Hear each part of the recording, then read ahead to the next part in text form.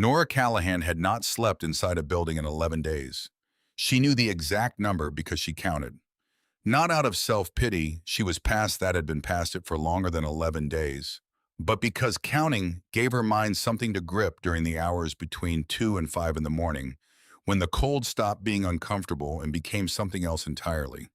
Something that crawled into your chest and made your breathing go shallow. Something that whispered about giving up. 19 days ago, she had been inside. 19 days since the apartment on Ridgeline Avenue, Unit 4B, with its water-stained ceiling and the television that Boyd kept on all night, and the particular quality of silence that filled a room when a grown man was deciding something. She had learned to read that silence the way other kids her age learned to read the weather.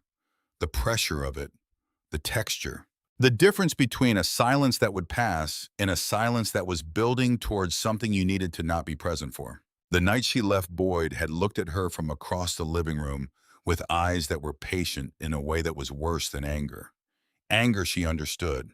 Anger peaked and broke and left marks you could point to. What lived in Boyd Merritt's eyes that night was something that had been accumulating for months, careful and deliberate, waiting for the right moment, the way a man waits for a lock to give. She had gone to the bathroom, closed the door, stood on the edge of the bathtub and pushed the window open and climbed through into the October air, wearing a hoodie 2 sizes too big, sneakers with no laces, nothing in her pockets except a gas station lighter she had found on the sidewalk 3 weeks before. No phone, no money, no plan, just gone. That was 19 days ago. For the last 11 of them, she had not been inside anything with a roof. Now she lay beneath a rectangle of blue canvas tarp behind a rusted commercial dumpster in the storage lot on Henderson Avenue, her spine pressed against cold metal, her knees drawn up toward her chest. October in Millhaven was not the kind of cold that announced itself. It arrived one morning and simply stayed settling into the pavement and the brick walls and the bones of anyone unlucky enough to be outside when it decided to make itself permanent. Nora was unlucky enough. She exhaled through her nose and watched her breath disappear into the dark and thought about nothing useful. Across the lot, the back wall of a building rose like a dark fortress. Windowless on this side, just weathered brick and a heavy steel door she had never seen anyone use, in a thin yellow line of light that leaked from around the building's front corners. She could hear very faintly the rumble of a motorcycle engine on the other side of the building. Then another. Then silence. The Iron Ridge Riders. She had been sleeping in their back lot for 4 nights now. Not because it was comfortable. The concrete was murder on her hip bones, and the dumpster smelled like motor oil and old rain, and the dark back here was the absolute kind, no streetlight reaching around the corners. But the fence on 3 sides broke the wind, and the bikers, for whatever reason, never came back here after dark. In the grammar of survival that Nora had been teaching herself since the night she climbed out a bathroom window that made this place valuable. She had been watching the Iron Ridge Riders for weeks before she started sleeping behind their building. Not on purpose, not at first. She had been drifting through Millhaven's east side the way water drifts, following whatever path offered the least resistance, looking for safe places to disappear into. Doorways, parking structures, the crawl space beneath the abandoned laundromat on Pine Street. And the clubhouse on Henderson Avenue kept appearing in her orbit the way certain objects do when the geography of a place is small enough and you are moving through it slowly enough. The Iron Ridge Riders. She had memorized their patch without trying. A jagged mountain ridge with a single iron bolt driven through its peak and the letters IRR below it in block font. Millhaven talked about them the way small towns talk about things they do not understand, with suspicion dressed up as concern. The woman at the shelter intake desk on Birch Street had said it plainly when Nora mentioned she had been sleeping near Henderson. "Honey, those men are trouble. You stay away from that end of town." The woman at the shelter intake desk had also told Nora there were no beds available, handed her a granola bar that had expired 2 months ago and pointed her toward the door. The bikers had done something different. 8 days ago, she had been sitting on the curb outside the gas station on 4th Street Hood, up arms wrapped around her knees, trying to stop shaking long enough to think clearly about what came next. A black pickup truck had pulled into the lot, and a man in a leather cut had climbed out. Tall, late 40s maybe. Gray threaded through a dark beard. He went inside, came back out with a paper bag, was halfway to his truck when he stopped. He looked at her. Not the way most adults looked at her. Not through her or past her or with the particular avoidance that meant they had already decided she was someone else's problem. He looked at her directly with the same steady attention you give to something you are genuinely trying to understand. He crouched down, putting himself at her eye level, and set the bag on the curb beside her. Inside a bottle of water, a turkey sandwich in plastic wrap, and a pair of wool socks still in their packaging. Tags on brand new. "It's going to freeze tonight," he said. His voice was low and even, not gentle exactly, but steady in a way that reminded her of something she had not felt in years. "You got somewhere to go." Nora had stared at the socks. New socks. Nobody had given her anything new in a long time. "I'm fine," she said. He had looked at her for 3 more seconds, long enough that she could feel him making a decision about something. Then he stood, pulled a $20 bill from his wallet, and tucked it under the water bottle without a word. He walked back to his truck, pulled out of the lot, and turned onto Henderson Avenue, disappearing through the gate of the Iron Ridge Clubhouse. That night, Nora moved her sleeping spot to the back lot. Not because she trusted him. She did not trust anyone. That particular capacity had been carefully and thoroughly dismantled over the previous 2 years. But a man who buys new socks for a stranger sitting on a curb in the dark probably was not the kind of man who would hurt a kid sleeping behind his building. Probably. In Nora's experience, probably was as good as it got. She lay beneath the tarp now and pressed her palms flat against her thighs and tried to remember the last time she had been warm. Actually warm, not just not cold. Her mother's kitchen in the old house before Danny Callahan walked into a convenience store on a Tuesday night and did not walk back out. Before warm became a word that belonged to a different version of her life. The version where her father made pancakes on Saturday mornings and laughed like gravel rolling downhill, and read paperback westerns in the green chair by the window, and came home from the shipyard smelling like metal shavings. Impossibility. Danny Callahan had been a welder at the Garfield shipyard. Quiet man. Big hands scarred at the knuckles from years of work. He never talked much, but when he did talk, people listened because he had the kind of voice that made you feel like whatever he was saying had been considered carefully before it left his mouth. He was walking home from a night shift when he heard a woman screaming inside a convenience store on Marsh Street. He went in. The man with the knife turned around. Danny Callahan stepped between them. He died on the floor of that store at 2:47 in the morning on a Tuesday. The woman he saved sent flowers to the funeral. Nora's mother, Colleen, started drinking that same week, and by the time 6 months had passed, the drinking had stopped being a response to grief and had become something structural, something load-bearing, something Colleen could not imagine standing upright without. Boyd Merritt arrived about a year after Danny died. He came quietly the way certain problems do, presenting himself as a solution before you understood what he actually was. He did private security work, Colleen said. Freelance contracts. He was always on his phone, always moving to another room to take calls in a lower, more professional voice, always somewhere between coming and going. He was not cruel in the beginning. He was simply present. And presence was what Colleen needed badly enough that she did not look at what came attached to it. Nora looked. She had been looking her whole life at angles and postures and the particular language that hands speak when a person thinks nobody's paying attention. She saw what Boyd Merritt was before she had the words for it. Saw it in the way he tracked movement in a room, in the way he smiled at Colleen, but his eyes stayed calculating. In the way he looked at Nora when Colleen was not watching, not with malice, but with assessment. As if she were a variable in an equation he was still working out. She had been running the numbers on that equation for months when the night came that made the answer clear. She lay under the blue tarp now and breathed, and did not think about that night more than she had to. The temperature dropped another 2 degrees before dawn.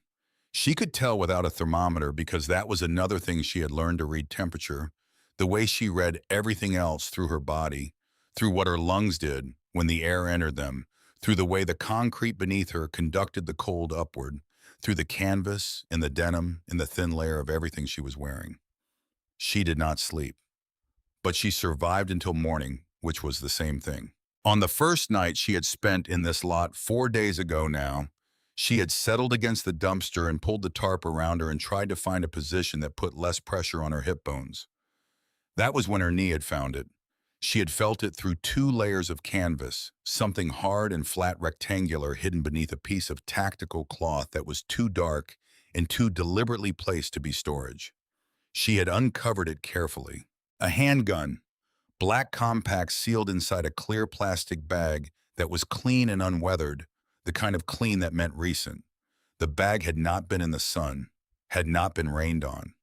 The tactical canvas covering it was the same kind she had seen on the back of military trucks in photographs, not the kind of material that ends up behind a dumpster by accident. She had covered it back up and moved her sleeping position to the far corner of the lot and sat in the dark for the rest of that night with her hands pressed flat against her thighs and her heartbeat in her wrists and her neck in the backs of her knees.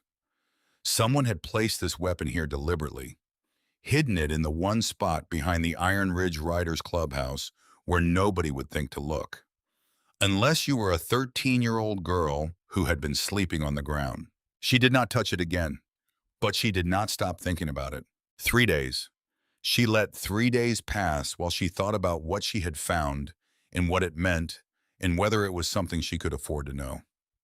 She ate at the soup kitchen on Birch Street on the days it was open. She filled her water bottle at the park fountain before the city shut it off for winter. She washed her face in the restroom at the public library and sat in the back corner reading until the librarian started looking at her in the way that meant you cannot stay here forever. She kept her hood up and her shoulders rounded, and she practiced the particular art of taking up no space, of being something the eye slides past without registering. She had been practicing that art for 19 days, and she was very good at it. But she kept coming back to the lot. And on the second day after finding the gun, she noticed something new. A black SUV with tinted windows, parked on the street across from the clubhouse's front entrance. It sat there for 40 minutes. Nobody got in or out. Then it left. The next day it was back, different position, 2 blocks south, angled to give the driver a direct line of sight to the clubhouse gate. She filed that information the way she filed everything, not in a notebook because she did not have one, but in the part of her mind that she had learned to keep separate from the rest. The part that was always watching and categorizing and updating its understanding of whatever environment she was moving through. On the third day, sitting on a bus bench half a block away, with her knees drawn up and her hood forward, she watched a man step out of the SUV. He was wrong in the same way the gun was wrong. Too clean. His jacket was black and fitted and expensive in the precise functional way of someone who bought clothes based on what they could do rather than how they looked. Polished boots, military haircut. He moved across the street with the controlled precision of a person who was always calculating distance and angle, not the loose gravity-weighted movement of the bikers who came and went from the clubhouse, but the movement of someone trained to assess a space before entering it. He walked slowly past the front of the building, paused to look at the signage, continued down the sidewalk without stopping, without taking photographs, without doing anything that would read as suspicious to anyone who was not already suspicious. Nora was already suspicious. She had spent the better part of 2 years learning to read body language the way other people her age were learning algebra. When the temperature of your home was determined by a grown man's mood, you developed an early warning system that most people never needed. You learned to read the angle of a shoulder, the speed of a blink, the difference between a hand reaching for a glass and a hand reaching for something else. This man was watching the clubhouse. She was certain of it, and she was certain of something else. The gun behind the dumpster and this man in the fitted black jacket in the SUV that kept repositioning itself for better sight lines, they were connected. She did not know how yet, but the geometry was too clean for coincidence. Something was being built around the Iron Ridge Riders. Something precise and deliberate and dangerous, and nobody inside that building knew it was happening. On Thursday evening, she did something she had not done since long before Ridgeline Avenue. She went somewhere on purpose, not to find food, not to find shelter, but to understand. The town hall meeting was held in the basement of the Millhaven Community Center, a squat brick building that smelled like floor wax and old coffee. Nora came in through a side door and took the last seat in the back row between an elderly woman with a cane and a man who smelled like cigarette smoke and laundry detergent. Nobody looked at her. She was exactly what she needed to be, nobody. The room held maybe 60 people. A banner across the front read, "Millhaven Forward Building Our Future Together." Behind the podium stood a man whose face she recognized from yard signs that had been appearing on every other lawn for the past several weeks. Warren Aldis. She had seen the name on signs at intersections on flyers tucked under windshield wipers, printed in the local paper that she sometimes read at the library. He was mid-50s, broad-shouldered, silver hair combed back from a tanned forehead. His teeth were very white. He wore a navy blazer over an open collar, and he smiled the way people smile when they have practiced it wide enough to seem warm and controlled enough to seem trustworthy. "Millhaven deserves better," he said into the microphone, and the room offered scattered applause. "This town has been held back too long by elements that don't represent who we are. Organizations that operate outside the law. Groups that lower our property values, that make our streets feel unsafe, that intimidate our neighbors." He never said the name. He did not need to. Everyone in the room understood who he was talking about.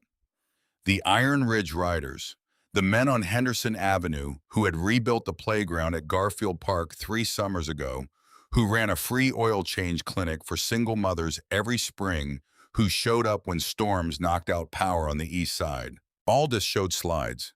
Architectural renderings of condominiums and retail spaces, glass-fronted and modern and full of people who looked nothing like anyone Nora had ever seen in Millhaven. Clean lines and rooftop gardens and lobbies that caught the light beautifully. And right in the center of every rendering, occupying exactly the footprint where the Iron Ridge Clubhouse currently stood, was a mixed-use building with a ground-floor coffee shop and a rooftop garden that nobody in this neighborhood would ever afford to use. They wanted the land. The realization moved through Nora like cold water finding its level. This was not about public safety. This was not about cleaning up the neighborhood. This was about property, real estate, money. And the only thing standing between Warren Aldis and his glass-fronted future was a group of bikers who had been on Henderson Avenue for decades. Nora sat in her folding chair and felt something she had not felt in a very long time. Not fear. Fear was ambient background noise, the constant weather of her life. This was something sharper and cleaner and more focused than fear. This was the anger of someone who has watched a lie being dressed up as a public service and has recognized the costume for what it is. These men had fed her, given her socks and a sandwich and $20 and never asked for anything in return, had never looked at her with the particular brand of adult discomfort that meant she was someone else's problem, and someone was trying to destroy them. After the meeting, she stood outside in the dark and watched Warren Aldis work the crowd at the entrance. Handshakes and nods, and the particular performance of a man who needed people to believe something about him. A black SUV pulled to the curb. The man in the fitted jacket stepped out, opened the rear door, and Aldis climbed in. The door closed. The SUV moved into traffic and disappeared around the corner onto Pine Street. Nora stood on the sidewalk until the taillights were gone. Then she walked back to Henderson Avenue, crawled under her tarp, and lay awake watching the dark until it began to go gray at the edges. She could not stay invisible anymore. She understood that. The gun, the SUV, the surveillance Aldis, the development plan, it was all moving towards something. A raid, she thought. A planted weapon found by men with badges. Headlines, arrests. The Iron Ridge Riders losing everything, while Warren Aldis stood in front of the cameras looking like a man who had simply wanted to make his city safer. Every instinct she had built over 19 days of invisibility told her to pack up her tarp, leave the lot, find somewhere else. That was the smart move, the safe move. Her father would not have made the safe move. She lay under the blue tarp with that knowledge sitting in her chest like a stone and thought about Danny Callahan walking toward a sound in the night that any reasonable person would have walked away from. She had been furious at him for it for years, had spent a long time hating the choice he made because his choice had left her alone in a world that was not kind to 13-year-old girls sleeping behind dumpsters. But lying in the dark on the cold concrete of the Iron Ridge backlot, she finally understood something she had not been able to understand before. He did not walk into that store because he wanted to die. He walked in because he could not walk past. Because some people are built in a way that does not allow them to turn away from someone else's trouble. It was not a decision. It was architecture. It was who he was down to the foundation. Nora pressed her palms against the concrete and felt the cold come up through her hands and understood with a heaviness that settled into her stomach like a stone that she was built the same way. Sunday morning. The sky was the color of dirty concrete, and the wind coming off the river carried the smell of frozen mud and diesel. Nora stood on the opposite side of Henderson Avenue and looked at the front door of the Iron Ridge Riders Clubhouse for a long time before she crossed the street. She had been watching this building for weeks from the outside. She knew the front lot layout, the patterns of arrival and departure, the faces of the men who came and went. She knew the heavy wooden front door with its small frosted glass window and the hand-painted sign beside it, members only. And below that in smaller letters she had not noticed before, Community Welcome Wednesdays, 6 to 8 p.m. She was not going to wait until Wednesday. She crossed the street. Her sneakers made no sound on the pavement. She reached the door, put her hand on the handle, and felt the cold of the metal move through her palm. Her fingers were shaking. She could feel her heartbeat in her wrists, in her neck, and the backs of her knees. She pulled the door open and walked inside. The warmth hit her, first real warmth, the kind that lives in the walls of a building that has been heated for years, not the temporary warmth of a space heater or a library reading room. Then the smell, coffee and old leather and wood polish, and something underneath all of that she could not name, but that made her think with a suddenness that nearly stopped her of her father's workshop on Saturday afternoons when she used to sit on the stool near the door and watch him work. The room was large and open, a long bar along one wall, a pool table in the back corner, half a dozen mismatched tables on a wooden floor scarred and darkened with decades of boot marks. 4 men at a table near the bar, 2 more near the pool table with cues in their hands. All of them turned to look at her at exactly the same moment, and the silence that fell was total. Nora stood in the doorway, 5 feet 2, 91 pounds, wearing a hoodie that had not been washed in 3 weeks with dirt under her fingernails and dark circles carved under her eyes from 11 nights of cold concrete. She looked at the room, and the room looked at her, and nobody spoke. "I need to talk to whoever's in charge," she said. Her voice did not shake. She was surprised by that. One of the men at this table, thick armed, shaved head, a scar running from his left ear to the line of his jaw, leaned back in his chair with narrowed eyes. "Kid, this isn't." "Let her talk." The voice came from the end of the bar. The man who had given her the sock stepped forward, coffee mug in hand. She recognized him immediately, the beard with gray in it, the steady way he held himself, that particular quality of attention that she had not been able to forget since the gas station on 4th Street. Up close, she could see the patch on his leather cut more clearly. President, and below that a name, Cord. He pulled a chair from the nearest table and set it down without ceremony. "Sit down," he said. Not a command, something closer to an offer. Nora sat. The chair was solid beneath her, and the warmth of the room was already loosening something in her chest that had been wound tight for days. "What's your name?" Cord asked. "Nora." "Nora what?" She hesitated. He studied her for a moment, then sat down across the table and folded his hands on the wood. The other men watched, but none of them moved. The room waited. "You said you need to talk," Cord said. "So talk." Nora took one breath. Then she let everything out.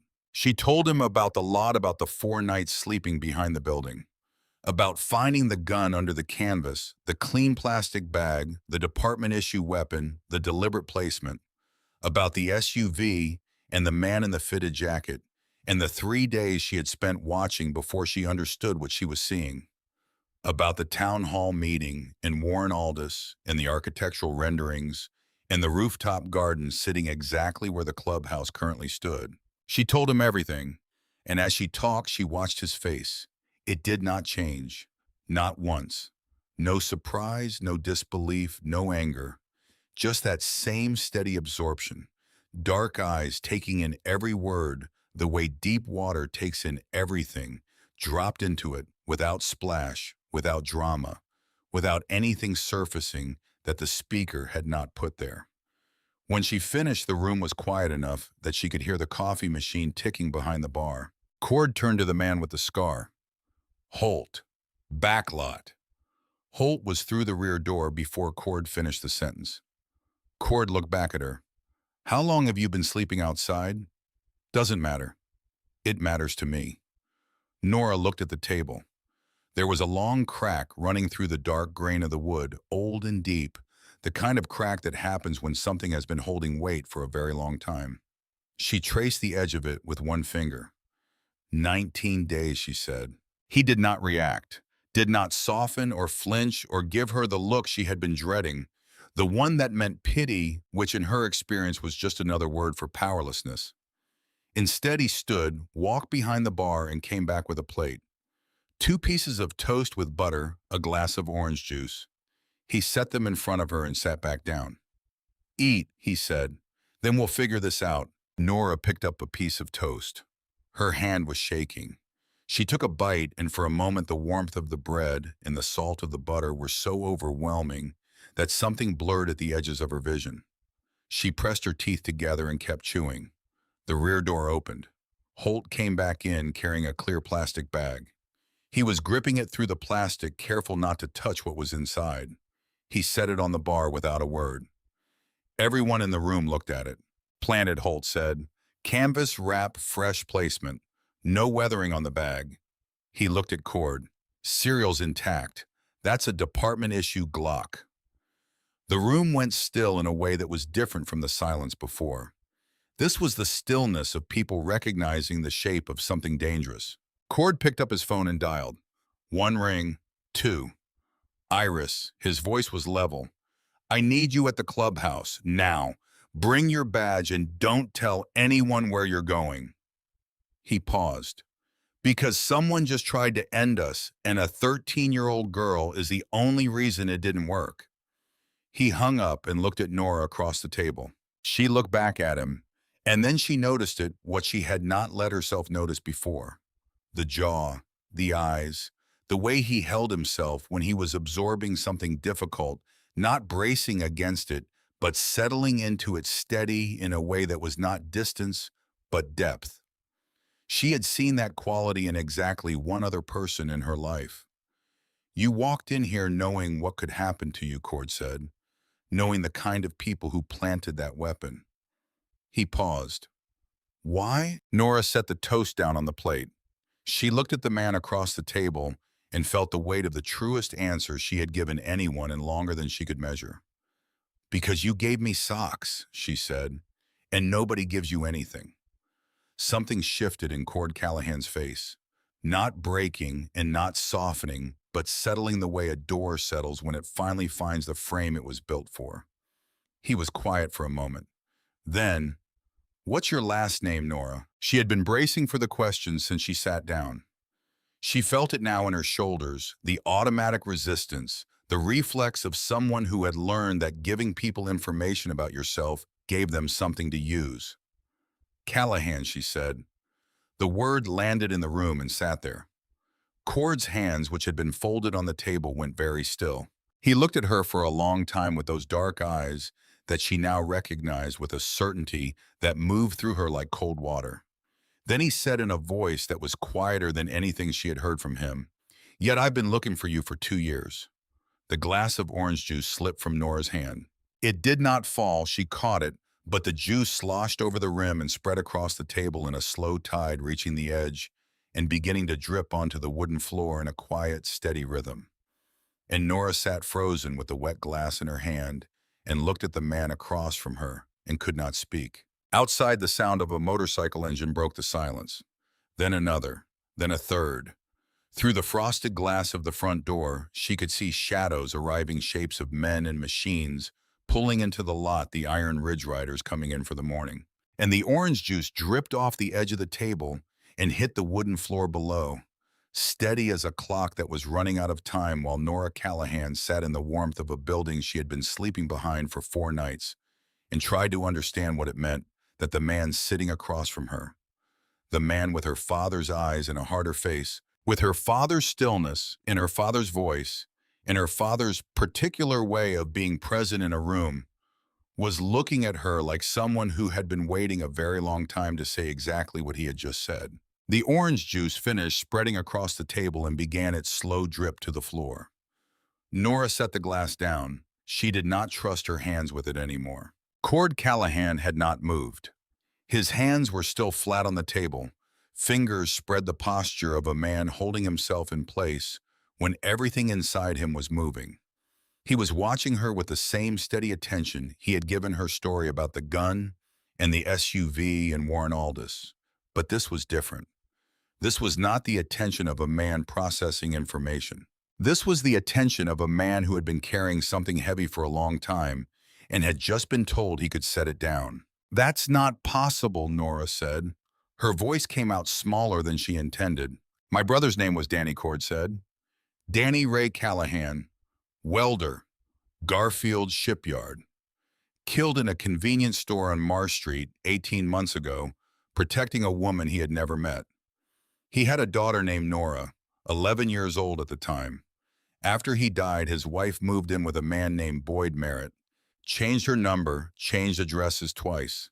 Stopped returning calls from anyone connected to the Callahan side of the family. Each sentence landed like a nail being driven into solid wood.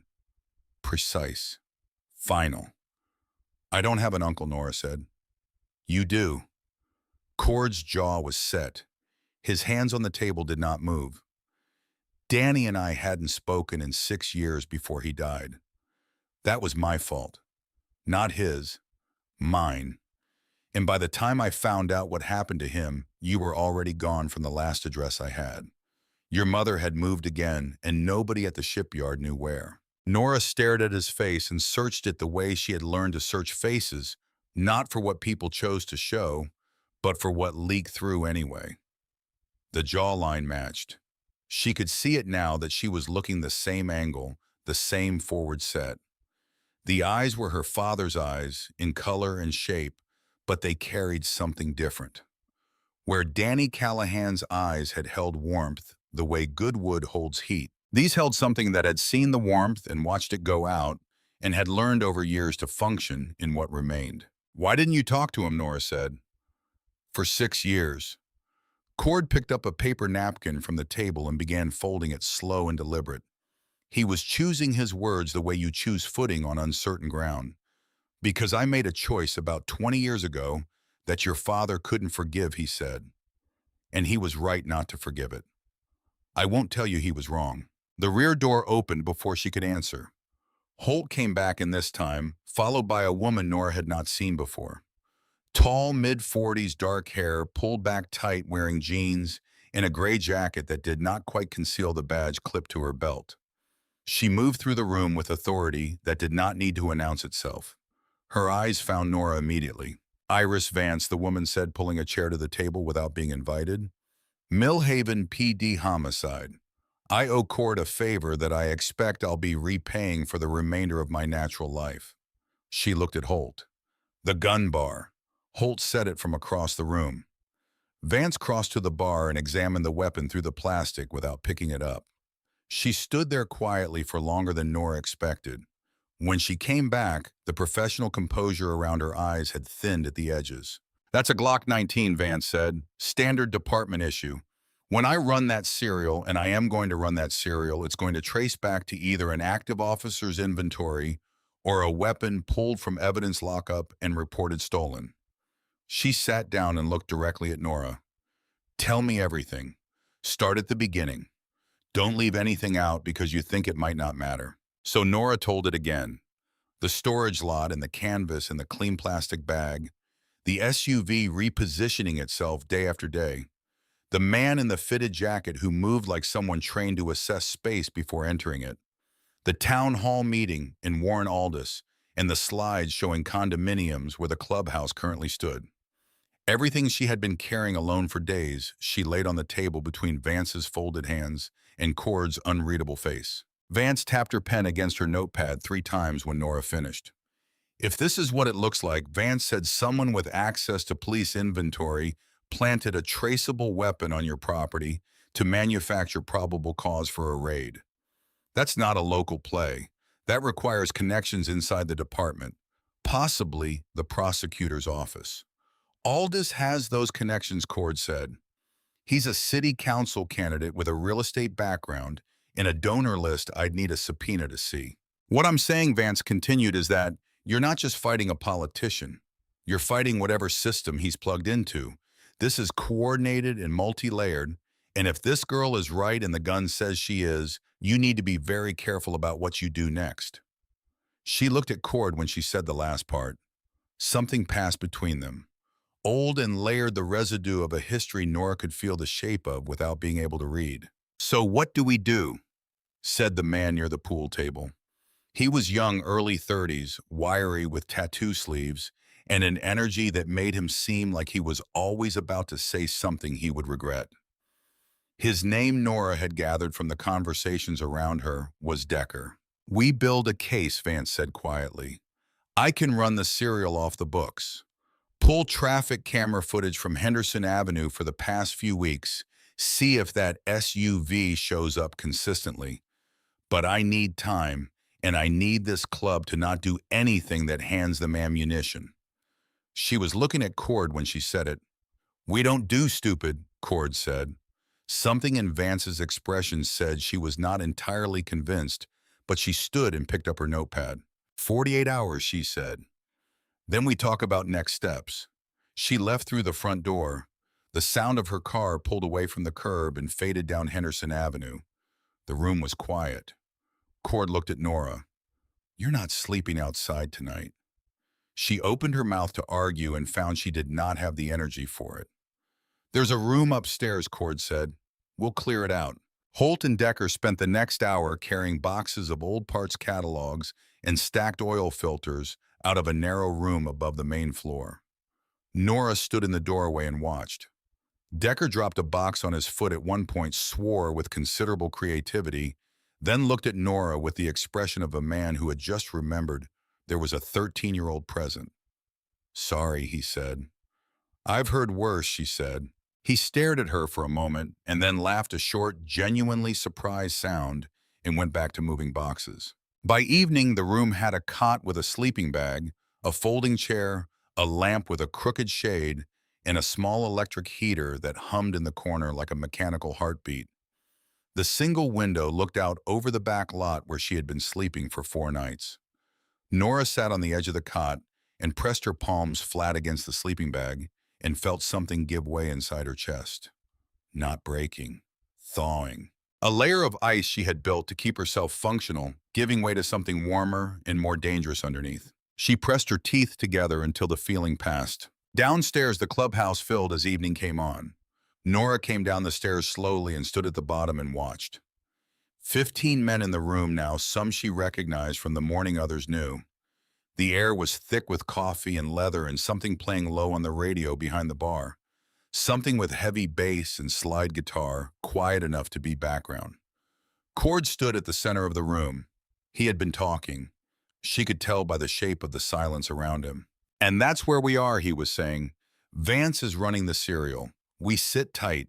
We watch. Nobody moves on Aldous. Nobody talks to press. Nobody does a single thing that gives them what they're looking for." A man near the back wall spoke. He was the oldest in the room besides Cord, late 50s, lean with a graying ponytail, and eyes that evaluated everything from a position of permanent skepticism. His cut read, "Vice President."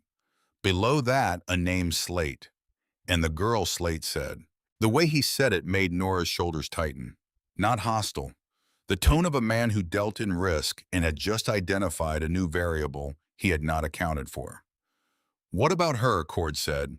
"She's a 13-year-old kid who walked in off the street and told us exactly what we needed to hear at exactly the right moment." He pushed off the wall and took 2 steps into the room. "I'm not saying she's wrong. I'm saying the timing is convenient." She found the gun, Slate. She says she found the gun, and now she's sleeping upstairs, and a detective is running an off-books investigation on her word alone. He looked at Nora directly for the first time with the flat assessment of a man who had been doing this too long to trust anything that arrived gift-wrapped. No offense, kid, but I've been doing this too long to take on faith what falls into my lap when someone else needs it to. Nora felt the room shift. Some of the men were nodding, small movements barely visible.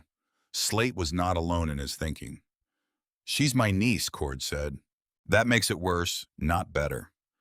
Slate's voice stayed level, but there was something hard underneath it. You've got a personal stake in the one person who brought us this intelligence.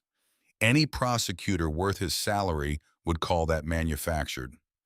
If Aldis's people find out she's family, if they find out you have personal reasons to protect her story, they'll flip the whole thing. Uncle Hyde's runaway niece and clubhouse coaches, her testimony plants the gun himself to create a false flag. You want to talk about ammunition, Cord? You just loaded their weapon for them. The silence that followed was different from the ones before it, thinner and more dangerous. The kind of silence that happens when someone says the thing everyone was already thinking, and now it cannot be unsaid. Cord's hands were at his sides. His fingers curled slowly into fists, then released. She stays, he said. Nora did not wait to hear the rest of it. I'll go, she said. Every head in the room turned to her. She stood at the bottom of the stairs and looked at the room and felt the familiar weight of it, the weight of being the reason things fell apart. She had been the reason her mother fell apart. She had been the reason Boyd's patience finally became something else. And now she was standing in a room of men who were questioning the judgment of the one person who had shown her kindness, and the architecture of it was the same as it had always been. Nora arrived and things broke. I can write down everything I saw. Dates, times, descriptions. The gun is already here. You don't need me. Nobody's going anywhere. It was Holt who spoke. He crossed the room in 4 strides and stood in front of her arms, folded the scar on his jaw, catching the overhead light. Up close, it looked like a river on a map. Jagged and deep, telling a story she would never hear. Slate's right about the optics, Holt said. Cord's right about the girl. Both things can be true at the same time. And if this club can't hold 2 true things in the same room, we've got bigger problems than Warren Aldis. He looked at Slate. You want to protect the club. That's your job. But protection doesn't mean pushing out the one person who saw the threat coming before any of us did. It means figuring out how to use what she knows. He looked at Cord. And you need to tell her the rest. All of it, not just the family part. She deserves to know what Barstow was and what it cost. Because if she's going to stand next to this club, she needs to know what she's standing next to. The room absorbed this. Cord looked at Holt for a long time. Then he nodded once and sat down at the table where the orange juice stain was still drying on the wood. Sit down, Nora. She sat. 7 years ago, Cord began, and his voice had changed lower, rougher, like something being dragged across gravel. A member of this club named Pete Landon found out that a building contractor in Barstow was running demolition jobs with undocumented workers and cutting every safety corner he could find. One of those workers was killed when a wall came down. Pete wanted to go public. The contractor sent people to discourage him. Cord picked up his coffee mug, looked into it, set it back down. We went to Barstow, 8 of us. The plan was to confront the contractor, get documentation, hand it to a reporter, let the system do the rest. That was the plan. He was quiet for a moment. What happened was different. The contractor had armed security. Pete lost his temper. Things move fast in the way things move fast when people are scared and angry in a small space. By the end of the night, 2 of the contractor's men were in the hospital. Pete was in handcuffs and the contractor's office was burning. The worker who died was real, Holt said quietly from across the room. His name was Emilio. He was 23 years old. Nobody ever heard about Emilio, Cord said, because the only story that came out of Barstow was bikers starting fights in burning buildings. We handed them the headline. We were right about the contractor and wrong about everything else. He looked at Nora. Your father called me the next morning. He had seen it on the news. He said you want to be a hero, but you don't know how to do it without breaking something first. He said he couldn't have his daughter anywhere near that. And he was right. So he cut me off, changed his number, and I let him, because I didn't have a single argument that could beat what he said. The electric heater upstairs hummed through the floorboards. Outside, a Harley engine turned over and idled somewhere in the front lot. 2 years later, Cord said Danny walked into a convenience store and died protecting a stranger. And I didn't find out for 3 days. 3 days. My brother had been dead for 3 days before anyone thought to call me, because he had made sure nobody in his life had my number. He paused. So that's Barstow. That's what Slade is worried about. And he should be worried, because every mistake I made 7 years ago is still standing in this room like furniture nobody wants to move. Slade, from his position against the wall, said nothing. His expression had shifted, not softened, but changed. The look of a man who had needed the truth said out loud, and was now reckoning with having demanded it. Nora looked at the crack in the table and traced its length with one finger. "I'm not leaving," she said. Cord looked at her. "You made mistakes. My dad made mistakes. Everybody in this room has made mistakes." She pressed her palms flat on the table, the same gesture she had seen Cord make, and she did not know whether she had learned it from watching him or whether it was something older than observation. Something in the bone. My dad walked into that store because he couldn't walk past. She looked around the room. Someone is trying to destroy the only people who fed me when I was starving. I watched it happening. I'm the witness. If I leave, you lose the one thing Aldous doesn't know about. She looked at Slate directly. You're right that the timing looks convenient. You're right that a prosecutor could flip the story. But you're wrong about one thing. Nobody coached me. Nobody sent me. I've been invisible for 19 days. Nobody sees me. Nobody notices me. That is exactly why I saw what I saw.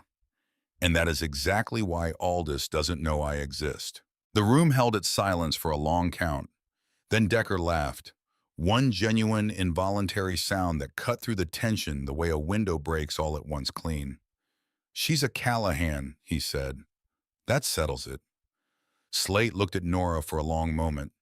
Then he reached into his cut, pulled out a cigarette, and put it between his lips unlit. "Fine," he said. "She stays. But Cord," he pointed the cigarette, "every move goes through a vote.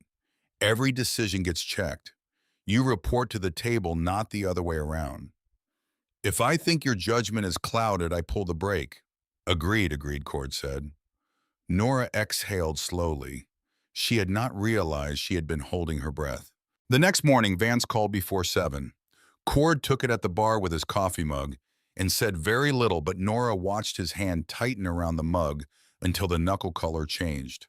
When he set the phone down, he looked at Holt, then at Nora. "Serial came back," he said. "The gun isn't from evidence lockup. It's from an active officer's personal inventory. An officer who filed a stolen weapon report 3 days ago. He's assigned to the gang task force, the same task force that received a $50,000 donation from Aldis's campaign last quarter through a community safety pack." Holt set down the glass he had been polishing. "There's more," Cord said. Vance pulled traffic camera footage from Henderson Avenue. The SUV Nora described has been circling this block for 3 weeks. Same plates every time. The vehicle is registered to a private security firm. He looked at Nora. "Ashcroft Partners." Gail arrived an hour later. Nora had not been told she was coming. A car pulled into the front lot, and a woman in her late 30s came through the door. Short hair, wire-rimmed glasses, flannel shirt over a thermal, carrying a laptop bag over one shoulder. No leather cut, no club affiliation that Nora could read. But the way the room oriented around her arrival told Nora that this woman knew things they needed. "Gail Sutton," the woman said, pulling a chair to the nearest table without waiting for an invitation. "Cord called me last night. I do forensic accounting for defense attorneys in organizations that can't afford the kind of attention that comes with hiring a large firm." She opened her laptop. "Aldis Development Group has 7 subsidiary LLCs," she said, "created within the last 20 months. Each one is layered. Company A owns Company B, which owns Company C, which holds the actual assets. Standard obfuscation for a developer trying to acquire property without anyone knowing who's buying. She turned the laptop so Nora could see the screen. Columns of numbers, company names, dates. A spreadsheet that looked like a foreign language, but that Nora found herself reading anyway, following the chain of names the way she followed everything looking for the pattern underneath. 4 blocks of Henderson Avenue, Gale continued. 2 blocks of Pine Street, the empty lot on Birch where the lumberyard used to be, and the building that currently houses the Millhaven Community Center. Nora felt something move through her chest. The community center, she said, where the town hall meeting was. The same one. It's already in negotiations for purchase. The seller is the city of Millhaven, represented by the City Property Commission. The chair of that commission is a man named Harlan Deller. She paused and let the name sit in the room. "Who is Harlan Deller?" Nora asked. Cord's voice from across the room was quiet in the way that meant something was costing him to say. "He was my platoon sergeant in Fallujah. We served 14 months together. When we came home, he went into city government. I went into the club. We stayed in touch for a few years. Then we didn't." Nora looked between Cord and the screen. "So Deller is helping Aldous buy the neighborhood." "It's more complicated than that," Gale said. Deller's commission approved 3 below-market property sales to Aldous shell companies in the past year. Each one went through with minimal public notice and no competitive bidding. Combined with a planted weapon and a private security firm running surveillance and a political campaign built entirely on vilifying the one organization standing between the developer and the most valuable parcel on Henderson Avenue. "It's a machine," Holt said. "The whole thing is a machine. Aldous builds the political cover. Deller clears the property path. Ashcroft provides the muscle and the frame job." The room went quiet.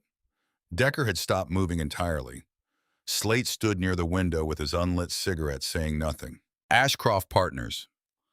Gale continued scrolling to a new screen. "Incorporated in Delaware. The registered agent is a law firm in Wilmington Standard Privacy Shield. But every LLC has to list at least one managing member. Ashcroft's managing member is an entity called Ridgeline Security Solutions." Nora heard the name and felt the floor shift. Ridgeline. The apartment on Ridgeline Avenue. Unit 4B. The television on all night. Boyd's voice dropping low when he moved to the other room to take calls. The particular professional quiet of a man conducting business he did not want overheard. Gale was still talking. Ridgeline Security Solutions was incorporated 14 months ago. Its managing member is listed as Boyd Merritt. The sound that came out of Nora's throat was not a word. She pressed her hands against the table edge and felt the wood grain dig into her palms and breathed, because breathing was what you did when your brain needed time to catch up to what it had just been told. "Boyd Merritt," she said. Her voice sounded like it was coming from somewhere else. Cord moved around the table and crouched in front of her, putting himself at her eye level the way he had at the gas station. He did not touch her. The man she had been running from was being paid to destroy the one place that had shown her any kindness. The entire geometry of the past 19 days, the storage lot, the clubhouse, the gun, the soup kitchen, the cold, the tarp, all of it had not been random drift. It had been her circling without knowing it, the center of something she was already inside. "He didn't look for me," Nora said. Her hands were pressed harder against the table now. "He didn't file a missing person report. I checked at the library. I searched my own name and there was nothing. Nobody was looking." She looked up at Cord. "He wanted me gone. Because Colleen is still in that apartment with him, and I could hear things I wasn't supposed to hear. The phone calls, the late nights, the meetings he said were work dinners. It was all this. It was all Aldous, and I was in the way." Her voice cracked on the last word. Just once. She pressed her teeth together hard. Cord stayed crouched in front of her at her level. He did not speak. He did not offer her comfort or deflection or any of the adult language that people use when they do not know what to say and need to say something anyway. He just stayed, present, solid, there. After a moment, she pressed her forehead down against the table and cried without sound the way she had learned to cry on Ridgeline Avenue, where making noise meant drawing attention, and drawing attention meant something worse than the grief itself. Her shoulders shook slightly. She let the table take the weight of her head. 90 seconds. Then she lifted her head, wiped her face on her sleeve, and sat up straight. "My mother is in that apartment," she said. "She doesn't know what he is. That's not your problem right now. It is my problem." She looked at Cord steadily. She's in his apartment, and she has no idea what she's living in the middle of. Cord and Holt exchanged a look. Slate pushed off the wall and walked to the table for the first time, leaning both hands on the plywood, the unlit cigarette still between his teeth. "The girl's right," Slate said, and his voice had changed. The skepticism was still there, but it had been reorganized around something more useful. If Merritt is Ashcroft's managing member, he's the operational link. He's the one placing the guns. He's the one running or directing the surveillance. And right now, he thinks nobody knows.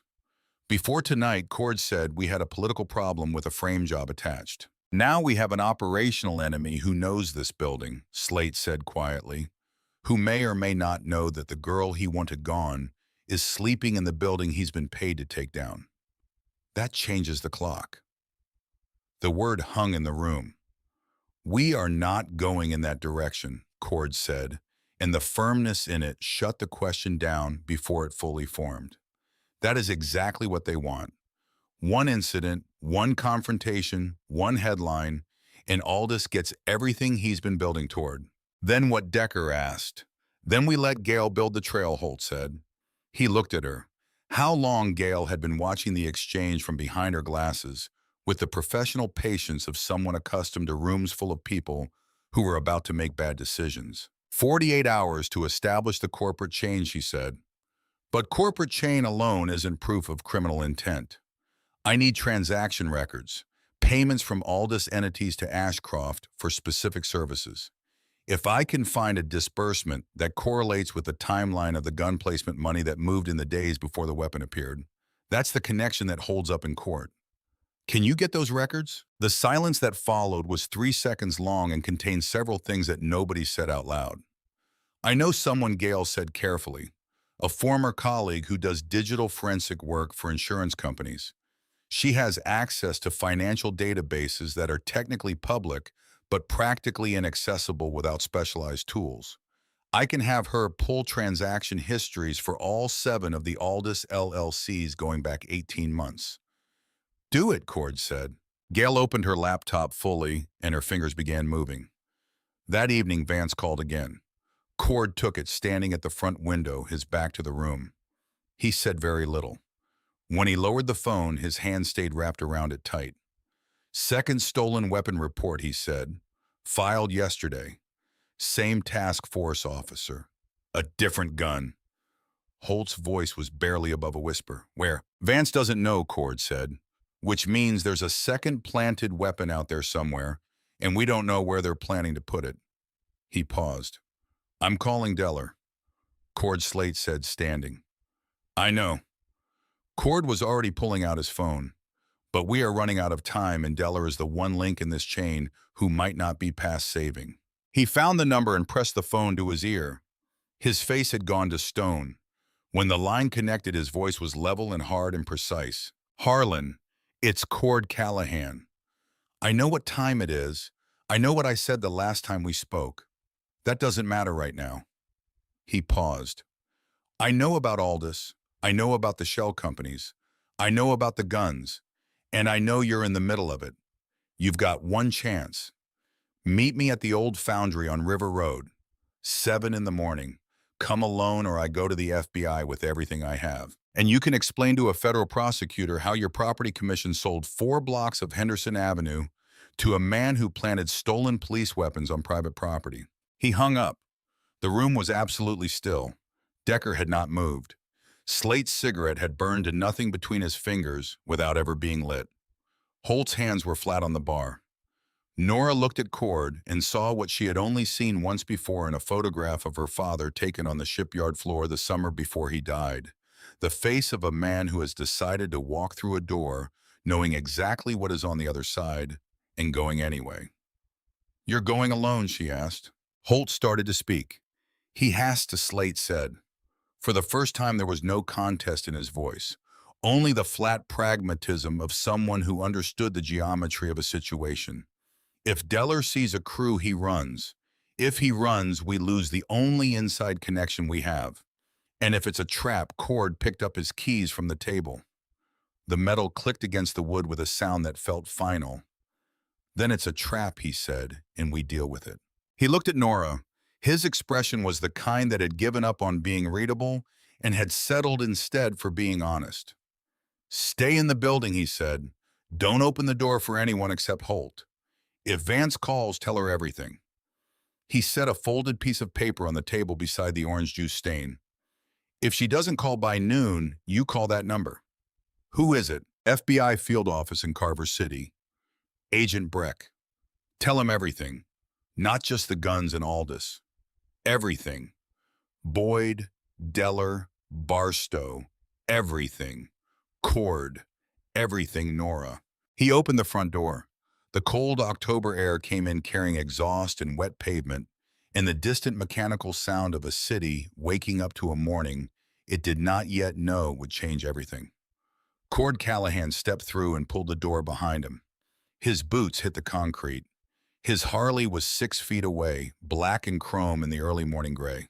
And from across Henderson Avenue in a silver sedan that nobody had been watching, because nobody had known to watch for it, a man lowered a pair of binoculars and picked up his phone. He dialed one number. "She's inside," Boyd Merritt said. And Callahan just left alone. The Harley's engine split the morning open and Cord pulled onto Henderson Avenue without looking back. And in the clubhouse behind him, in a room that smelled like coffee and old leather, and the residue of decisions being made under pressure, Nora Callahan sat at the table with a folded piece of paper in front of her and listened to the engine fade and felt the vibration change in the building around her, the way the air changes before something breaks. She did not know yet about the silver sedan, did not know about the phone call, did not know that the man she had spent 19 days running from had known exactly where she was for longer than she had been sitting in this room believing she was safe. But she knew something had shifted. She could feel it the way she had learned to feel everything, not in her head, but in her chest, in the place where her early warning system lived. The tightening that meant pay attention. The pressure that meant something is coming, and you are already inside it, and the only direction left is through. She picked up the folded piece of paper and held it and waited. The footsteps on the stairs came 20 minutes after Cord's Harley faded from Henderson Avenue. 2 taps on the door, Holt's knock. She had already learned it. Nora was on her feet before the second tap landed. She pulled her hoodie over her head and opened the door, and Holt was standing in the hallway with blood beginning to show at the corner of his left eyebrow and an expression on his face that she had not seen there before. The calm authority was still present, but underneath it was something compressed and volatile. The look of a man holding a situation together through sheer force of will, while everything inside it was trying to come apart. "Downstairs," he said. The clubhouse looked like a room that had been through something fast and ugly. The pool table had a sheet of plywood across it, and on top of that plywood were supposed to be photographs, printed documents, and Gail's laptop. Nora looked at it and understood immediately. The documents were scattered, some on the floor, the laptop gone, and the surface of the plywood was empty, in the way a table is empty after everything on it has been taken. Holt stood near the bar with blood tracking slowly into his left eye. Decker was on the floor near the pool table with his back against the wall and his right arm held at an angle that meant it was not working correctly. 2 other members she knew by face but not by name stood near the bar, breathing hard and showing the marks of something that had happened fast and without warning. And Slate was sitting in a chair in the center of the room with his hands zip-tied behind his back. Nora stood at the bottom of the stairs and took all of it in and said nothing. Gail came down behind her glasses, slightly askew, holding something in each hand. A flash drive in her right hand, small and silver, her phone in her left. "What happened?" Nora said. 3 men came through the back door," Holt said. He pressed his forearm against his eyebrow to slow the bleeding. "Didn't come through the front. Came through the back. The steel door that's never used. They had a key. Nora looked at the door at the end of the room, then at Slate sitting zip-tied in the chair. They went straight to the table, Holt continued. Didn't search, didn't hesitate. Went directly to the plywood, took the laptop and everything printed on it, and were back out the same door in under 6 minutes. Decker heard them on the stairs and tried to stop them. That's when it went physical. Where are they now? Gone. Nora walked to the center of the room and stood in front of Slate. He looked up at her. The sardonic armor she had seen on him in every previous moment was gone. What remained underneath was older and more tired and more honest than anything he had shown before. The back door, she said. 4 keys. Slate did not answer. Cord has one. Holt has one. One in the safe behind the bar. She looked at him steadily. And you have one. Slate's jaw was set. He was not going to make her say it, she realized. He was going to sit in that chair with his hands behind his back and wait for whatever came next, because there was nothing left to deflect with, and he knew it. Before Nora could speak again, Gail stepped forward. There's something you need to hear first, Gail said. She looked at Nora. When I heard them coming through the back door, I locked the room from the inside. I also started recording audio on my phone. She held the phone up. 4 minutes and 37 seconds. You can hear them moving through the building, communicating with someone, giving instructions by phone on speaker. Who, Nora said? Warren Aldis. The room absorbed this the way rooms absorb certain things, not with sound, but with a physical shift in pressure, a collective stillness that was almost atmospheric. Nora looked at the phone in Gail's hand. Then she looked at the flash drive. The laptop, she said. Everything on it is on this drive, Gail said. Backed up before I opened the laptop in this building. Every document, every spreadsheet, every corporate filing chain, encrypted. Decker made a sound from his position on the floor that might have been a laugh, or might have been relief, or might have been something he could not name. Nora looked at the flash drive and the phone and felt something she recognized from the night she had climbed out the bathroom window on Ridgeline Avenue. Not fearlessness. She was not fearless. She had never been fearless. What she felt was the clarity that arrives when all the options except one have been removed and the remaining one, however difficult, becomes simple by default. She picked up the folded piece of paper from the table where she had left it and unfolded it. Agent Breck, Carver City FBI Field Office. She looked at Gail's phone. Can I use this? Gail handed it over without hesitation. Nora dialed the number. It rang once. FBI Field Office, Carver City. This is Agent Breck. My name is Nora Callahan, she said. I'm 13 years old. I'm standing inside the Iron Ridge Riders Clubhouse on Henderson Avenue in Millhaven, and I have audio evidence of a city council candidate named Warren Aldis directing a break-in at this building. I have financial documentation proving fraud, corruption, and conspiracy to plant stolen police weapons on private property. I have a forensic accountant, a city commissioner willing to testify, and a detective from Millhaven PD who was abducted last night and held for 5 hours because she was getting too close to all of it. There was a pause on the other end. How old did you say you were? 13. Does that matter? Another pause. Shorter this time. Where exactly are you right now? I'm in the building they've been trying to destroy for 3 weeks. The sound of a chair being pushed back. Paper moving. Ms. Callahan, is anyone in immediate danger at this location? Nora looked at Holt's blood-streaked face at Decker on the floor with his broken arm at Slate sitting zip-tied with the weight of what he had done settling visibly across his shoulders at Gail, standing with a flash drive and a phone and the precise composure of a woman who had prepared for exactly this possibility before anyone else in the room had thought to. Yes, she said. Everyone here. She hung up. The room waited. Then Cord's name appeared on the screen of Gail's phone. Nora answered it immediately. We've been hit, she said before he could speak. They came through the back door while you were gone. Took the laptop and the documents. Holt's hurt. Decker's arm is broken. Slate? She stopped. I know about Slate, Cord said. His voice was controlled, but she could hear what was underneath it. What about the evidence? Gail had everything backed up, flash drive, and she recorded the break-in on her phone. Cord, she got Aldous on audio, directing the whole thing. A long silence. I called Breck, she said. FBI's on the way. Another silence different in quality from the first. Good, he said. His voice had something in it she did not have a word for.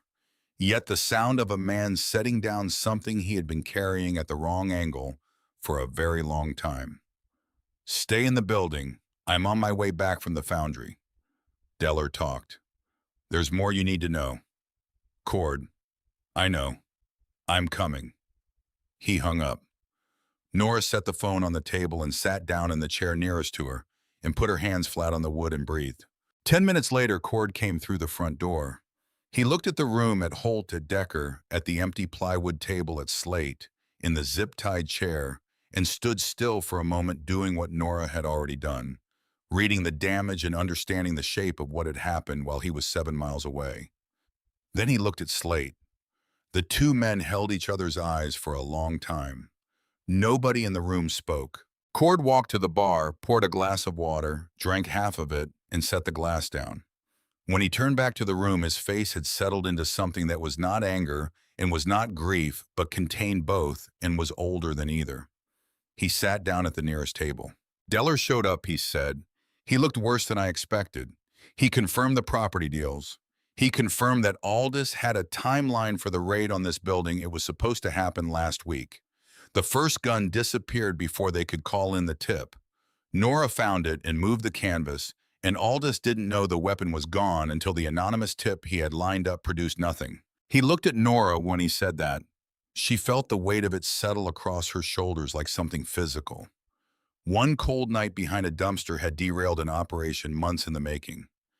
Deller was there when Aldous gave the new orders. Cord continued. Pulled Merritt into a meeting at the campaign office. New deadline end of this week. Second weapon placed and raid executed within 72 hours. End of this week, Holt said. That's 2 days from now. Gail looked up from where she had reopened her laptop at a corner table. While Cord was speaking, Breck's people were already intercepting Aldous' communications, she said. I got a message from Vance 3 minutes ago. She's been in contact with the field office. Breck's team pulled a live intercept off Aldous' cell phone 20 minutes ago. She turned her laptop to face the room. He activated Plan B, she said. He called Merritt. Nora felt the floor change beneath her feet. Not physically, but the way it had changed in the apartment on Ridgeline Avenue, the night she climbed out the window, the sensation of the ground becoming unreliable beneath something you thought was solid. Plan B, Cord said. Gail read from the screen. The second weapon. He ordered Merritt to move it immediately. Not to the clubhouse. He said the clubhouse was compromised. He gave a different address. Nora already knew. She knew before Gail said the street name. Knew before the apartment number. Knew in the same way she had known other things before they were confirmed through the body, through the early warning system, through the part of her that had been paying attention longer than she had been consciously aware of paying attention. Ridgeline Avenue, Gail said. Unit 4B. Nora was standing before she knew she had decided to stand. My mother is in that apartment. Cord was already on his phone. Nora, listen to me. She is in that apartment, and Boyd Merritt just got an order to plant a police weapon in her home and call in a raid. I know. He held up a hand not to silence her, but to show her he was moving, already moving phone to his ear, connecting to Breck. Federal intercept, he said into the phone. Aldous just directed a secondary evidence plant. Ridgeline Avenue, Unit 4B, Mill Haven. There's a civilian in the unit, female, mid-30s, vulnerable. We need an intercept team there now. He listened, nodded, hung up. They're already routing, he said. Breck had the intercept flag the moment it came through. I'm going, Nora said. Cord looked at her. One beat. Then I know. He did not argue. He did not tell her to stay in the building or remind her that she was 13 years old or produce any of the reasonable adult objections that would have been entirely accurate and entirely beside the point. He simply picked up his keys and looked at Holt, and Holt looked back with his blood-streaked face and the steadiness of a man who had already decided. They went in Holt's truck, Cord in the passenger seat, Nora in the back, the streets of Millhaven sliding past the windows in the gray morning light. Ordinary streets, storefronts pulling up their gates, a woman walking a dog, a man carrying coffee. The city going about the business of a Thursday morning while everything Nora had ever known about her own life was being rearranged around an address she had spent 19 days trying not to think about. She pressed her forehead against the cold glass of the window and watched the buildings pass and did not think about Boyd Merritt, did not think about handcuffs or headlines or what a planted weapon in her mother's apartment would mean for a woman too fragile to understand what was being done to her. Did not think about any of it because thinking about it served no purpose, and she needed her mind clear for whatever came next. She thought instead about her father, about the particular quality of his silence, the way it was never empty but always full of something being considered, about the green chair by the window where he read his paperbacks on Sunday afternoons, one leg over the armrest, so absorbed in whatever Western he was working through that the rest of the world could not reach him. About the way he had looked at her when she was small, with the complete attention of someone who believed entirely in the person they were looking at. She had spent 2 years being furious at him for walking into that store, had spent 2 years believing that his bravery was a form of abandonment, that he had chosen a stranger over the daughter who needed him. Sitting in the back of Holt's truck with the cold morning light through the window, she understood for the second time and more completely than the first that she had been wrong. He had not chosen anything. He had simply been built in a way that made certain choices inevitable. And the only thing she had ever been furious at was the architecture of who he was, which was the same architecture she carried. She felt it now, in her chest, in her hands, in the clarity that had replaced fear without eliminating it. They arrived at Ridgeline Avenue and Holt pulled the truck to the curb, and Nora was out the door before it fully stopped. 3 federal vehicles were already on the street. Agents in dark windbreakers moving toward the building's entrance with the controlled urgency of people trained to be fast without looking fast. The yellow paint of the building's exterior was peeling in long strips, and the fire escape above the entrance had the look of something that had not been inspected in a decade, and the windows of Unit 4B on the 4th floor were dark. Nora crossed the sidewalk and reached the entrance just as Agent Breck came through it. He was mid-40s, square-jawed, buzz-cut, moving with the measured efficiency of someone assembled from a template that had been tested and refined over years. Behind him, guided by a female agent who had a hand lightly on her arm, was a woman in a gray bathrobe who was blinking against the morning light with the confusion of someone pulled from a chemical sleep and dropped into a world moving too fast to track. Nora stopped. Her mother. Colleen Callahan looked like a photograph of herself left too long in bad weather. The features were still there, recognizable, the dark eyes that Nora had inherited, the sharp cheekbones, the particular shape of her mouth that used to smile in a way that made Danny Callahan forget whatever bad day he'd had at the shipyard. But everything around those features had eroded. The skin was sallow, the hair was thin and unwashed.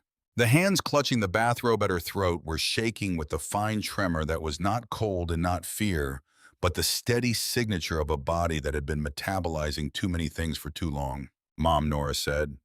Colleen squinted against the morning light.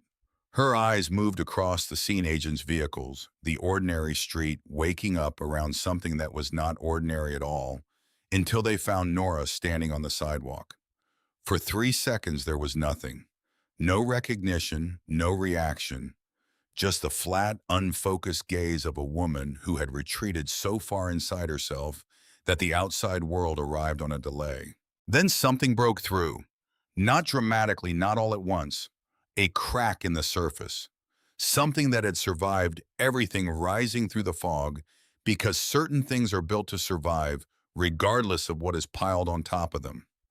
Nora, Colleen said. The name came out like 2 things at once, a question and an acknowledgement of everything that had gone wrong between the last time she had said it and now. The female agent released her arm. Colleen took one unsteady step forward. Nora did not run to her, did not close the distance in the rushed and desperate way the moment seemed to call for. She walked forward slowly and stopped 2 feet away and looked at her mother with the clear eyes of someone who had spent 19 days learning to see things exactly as they were, not as she needed them to be, not as she feared they might be, but as they actually were. "Are you hurt?" Nora asked. Colleen's face crumpled, not dramatically, not with the visible theater of movies, quietly the way a building settles, the way something heavy finally comes to rest after being held up too long by the wrong kind of support. "I'm sorry," Colleen whispered. "I'm so sorry, Nora. I didn't, I couldn't." "I know," Nora said. She put her hand on her mother's arm. Not an embrace, not a reconciliation pressed into a single gesture.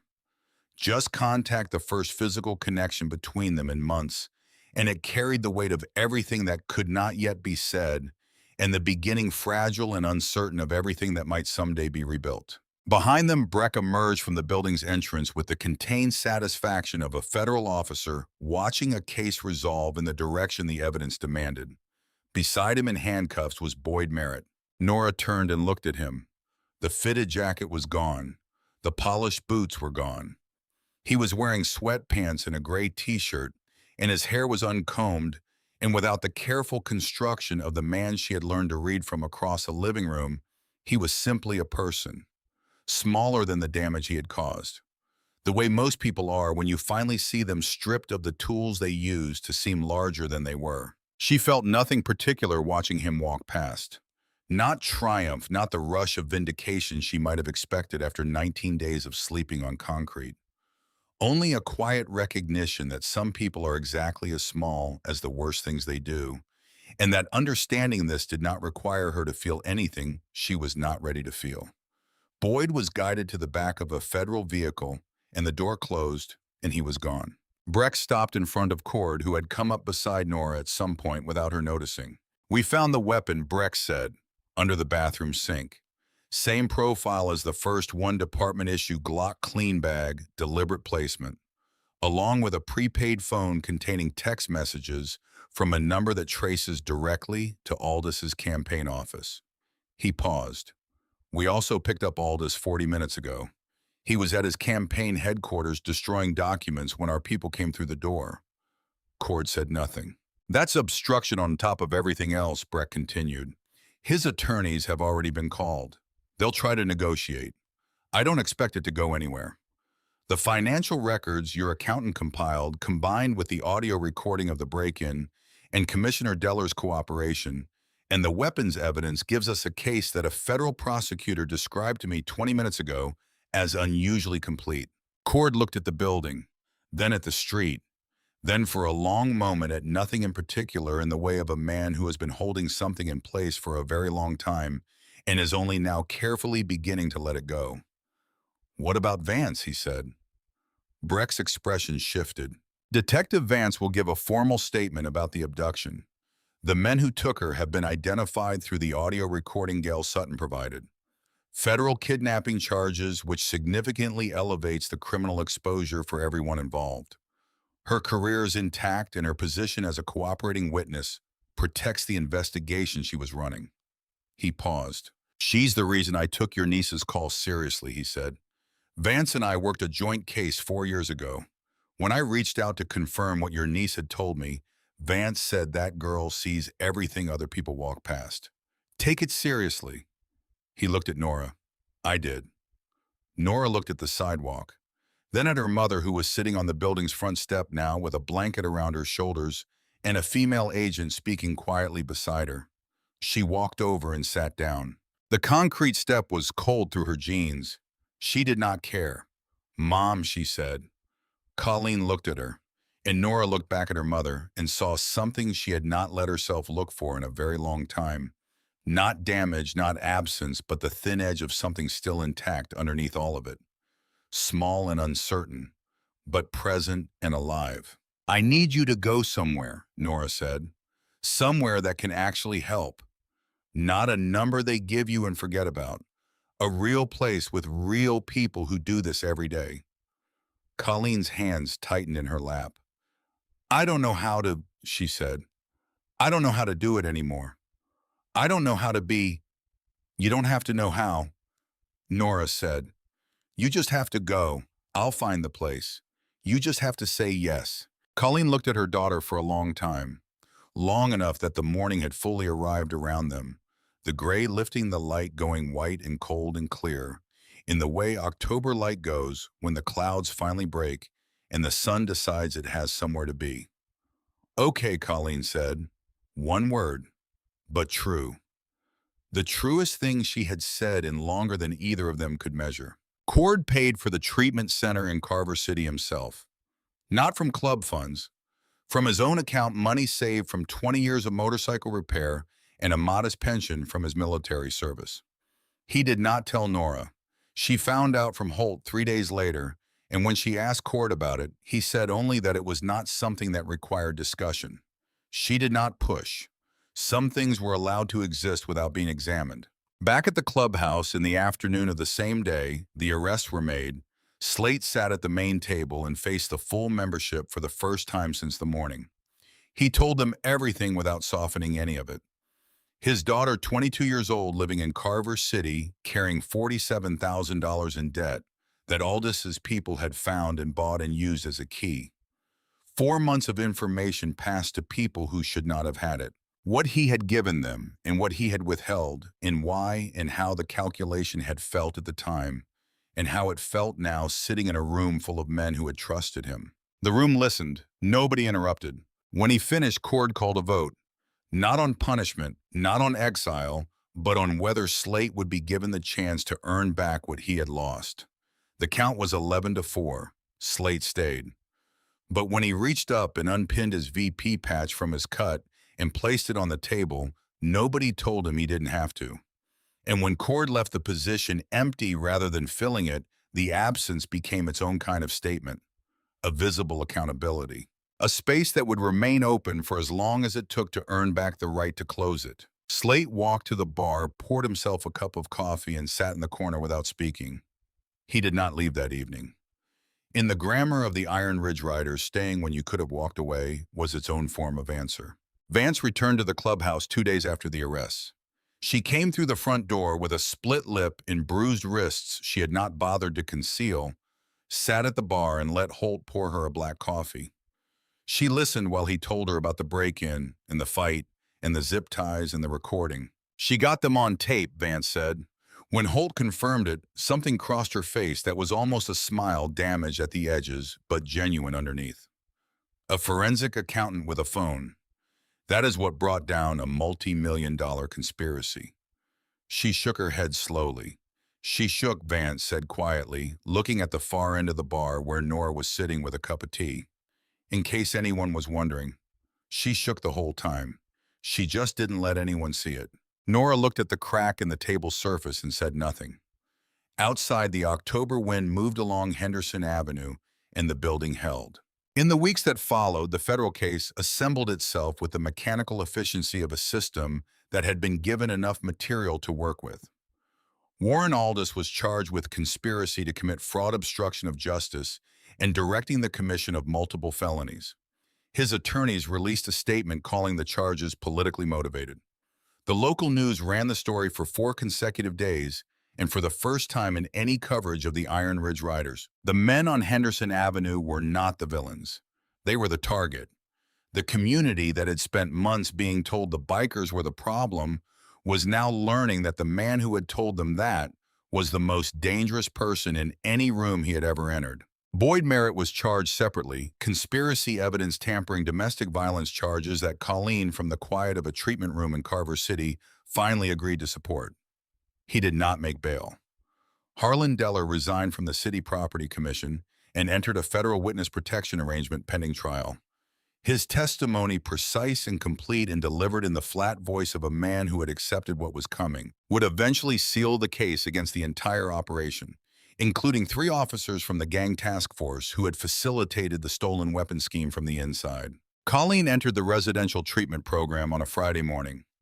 Nora rode with her in a car Cord arranged, sat through the intake paperwork, and left when visiting hours ended. The drive back to Millhaven took 40 minutes, and Nora spent most of it looking out the window at the flat autumn landscape going past the fields, going brown, and the trees giving up their leaves, and feeling something she did not immediately have a name for. Not relief, not happiness. Something quieter and more structural than either. The sensation of a weight that has been present so long you stop noticing it, beginning very slowly to lift. She visited every Wednesday after that. 30 minutes, sometimes 40 on good days. The visits were not easy. Easy was not the right word for two people sitting across from each other in a clean room, trying to rebuild something damaged at the foundation, one carefully placed plank at a time. But they were honest. And honesty, Nora had learned in the previous weeks, was more durable than comfort. The first visit, Colleen could not stop apologizing. The second visit, Nora asked her to stop. Not unkindly, just clearly. Because apologies were past tense, and the past was not where either of them needed to be living. The third visit, they sat in silence for nearly 20 minutes, and the silence was the most honest thing that had passed between them since before a Tuesday night on Marsh Street changed everything. The fourth visit, Colleen asked about the bikers, about the clubhouse, about the men in leather cuts who had apparently been feeding her daughter since before her daughter had known they were family. Nora told her the shape of it, not the darkness, not the danger, not the specific weight of the night she had spent behind that dumpster, convincing herself that probably was good enough. But the shape. Men who had chosen a particular life and built something durable inside it, and had not hesitated when the moment came to make room for a girl who had none. Your father would have liked them, Colleen said. It was the first true thing she had said about Danny in years. Nora let it sit without qualifying it. It was true, and it deserved to exist without being examined or complicated or turned into something more manageable than it actually was. The room above the clubhouse was officially Nora's by the end of October. The temporary guardianship that Vance helped facilitate moved through the system on a Tuesday, and Cord signed the paperwork with the deliberate attention of a man who understood the weight of the particular signature he was putting his name to. Nora painted the walls herself on a Saturday, a pale blue she had chosen because it was the color of the sky at 5 in the morning before the sun fully committed to arriving. Holt installed 2 shelves on the wall opposite the window, measuring twice and drilling once with the focused care of someone who had been a combat medic and brought the same precision to every task he put his hands to. Decker, his arm still in a sling that he wore with the pride of a man who had earned his injury in a fight that mattered, brought a desk lamp from a thrift store and a rug that was slightly too large for the floor and had to be folded under at the edges. She enrolled at Millhaven Middle School the following Monday. The school counselor called Cord the same week. He mentioned it to Nora at breakfast one morning with the neutral tone of a man who had been called by a school counselor and was still working out how to feel about it. She said, "You're opinionated in English class," he said. "The teacher assigned a book about survival in the wilderness," Nora said. "I told her I didn't need fiction to understand survival." Cord looked at his coffee mug. "What did she say?" "She gave me extra credit." Something shifted at the corner of his mouth that served the purpose of a smile without quite becoming one. On the first Saturday of December, the Iron Ridge Riders hosted a gathering on Henderson Avenue. Tables set up along the sidewalk in front of the clubhouse, the street temporarily blocked with the city's permission, a detail Nora found quietly remarkable, given what the city had been party to 3 weeks earlier. Families from the neighborhood came. The woman from the soup kitchen on Birch Street brought aluminum trays of food. The librarian who had given Nora the looks that meant you cannot stay here forever arrived, and without saying anything directly apologetic, presented her with a library card laminated and official, her name printed on it in clean black letters. Nora Callahan. She held it for a moment and put it in her pocket. The bikers moved through the crowd with the ease of people who were accustomed to being misunderstood and had grown past the need for the misunderstanding to be corrected. They were simply present, which was its own form of statement.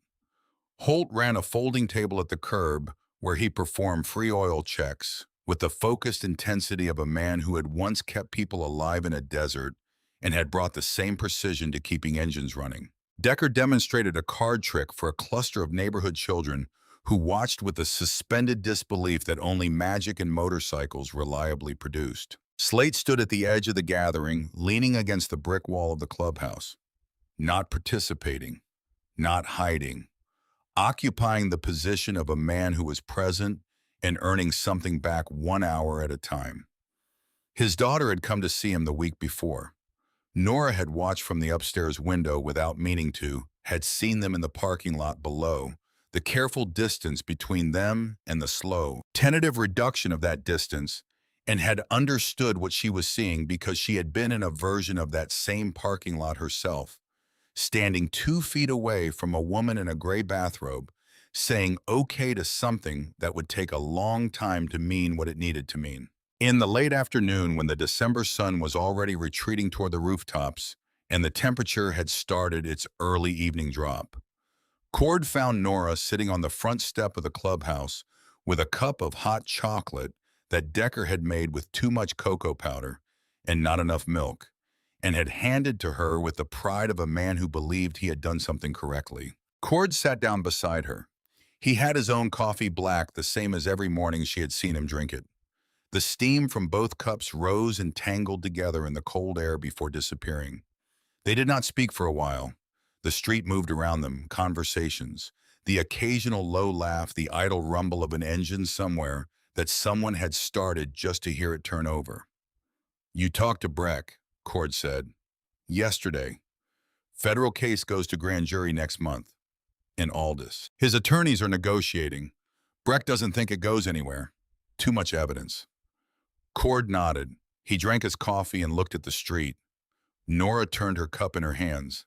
The cocoa had settled at the bottom in a dark crescent. "Do you feel bad for Deller?" she asked.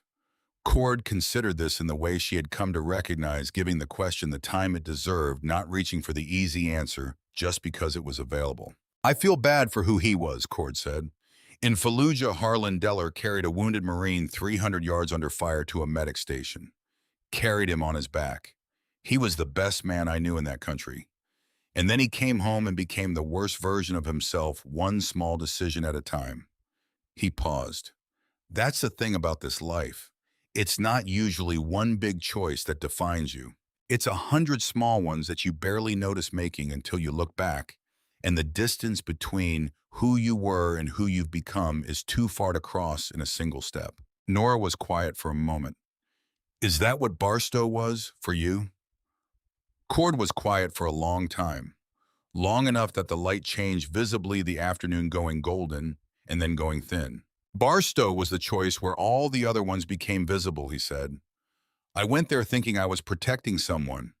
I came back knowing I'd failed. And your father looked at me and said what I already knew, that wanting to protect people isn't enough. You have to know how. You have to do it right, or you become the thing they need protecting from." He paused. "The only reason I'm not still that man is because I had people around me who wouldn't let me stay there. Holt, Vance, this club." He looked at her. "And now you." Nora felt the warmth of the cup in her hands and the cold of the December air on her face, and something between them that had no clean name. Not happiness, not peace.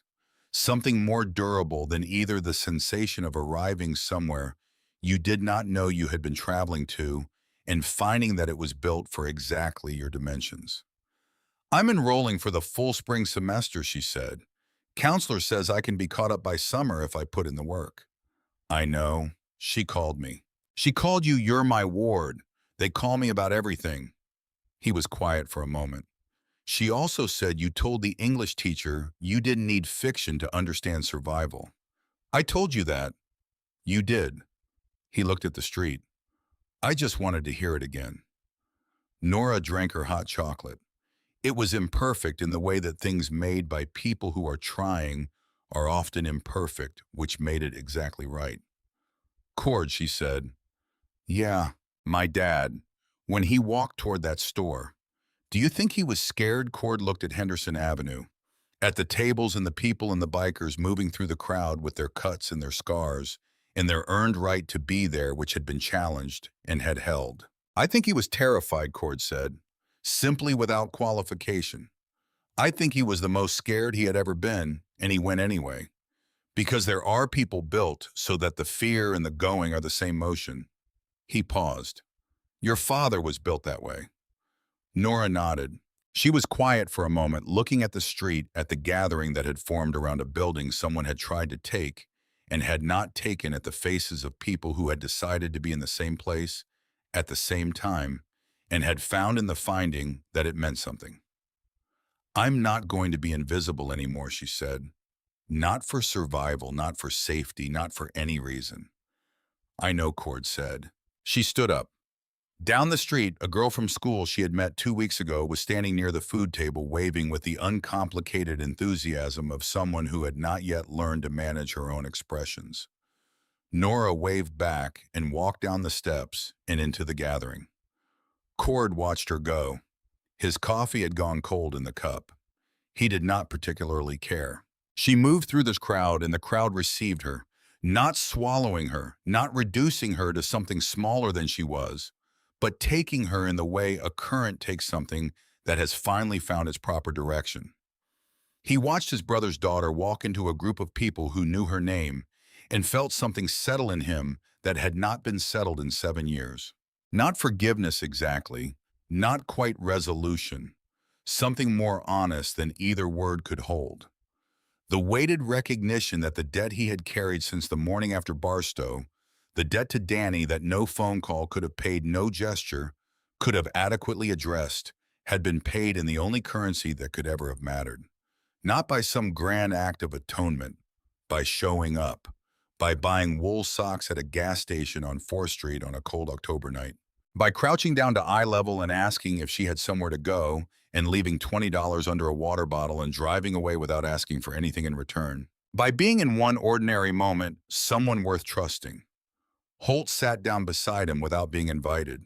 He was carrying 2 fresh cups of coffee, and he handed one to Cord without a word, and they sat together on the front steps of the Iron Ridge Riders Clubhouse on a December afternoon, while Henderson Avenue filled with the sound of people who had chosen to be in the same place at the same time. From the far end of the street, a Harley engine turned over. Low and steady, the way those engines always sound when they are not in a hurry, when they are simply running because running is what they are built to do. Then a second joined it. Then a third and a fourth, building slowly, not a roar, but an accumulation, a sound that moved through the concrete and the brick and the cold air and the bones of everyone standing on Henderson Avenue that afternoon. The sound of something that had been tested. The sound of something that had looked at everything brought against it and had decided without drama and without ceremony to last.